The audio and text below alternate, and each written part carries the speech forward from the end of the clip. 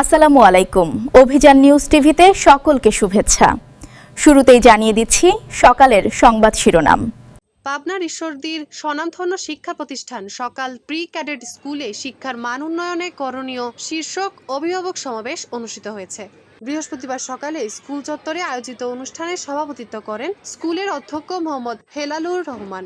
স্কুলের পরিচালক ও সাংবাদিক মহিতুল ইসলামের পরিচালনায় প্রধান অতিথি ছিলেন অতিরিক্ত পুলিশ সুপার প্রণব কুমার সরকার।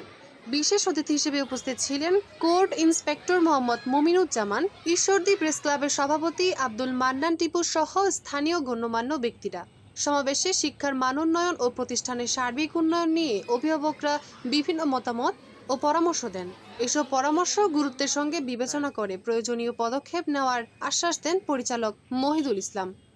অনুষ্ঠানে শিক্ষক, শিক্ষার্থী, অভিভাবক ও সাংবাদিকরা উপস্থিত ছিলেন।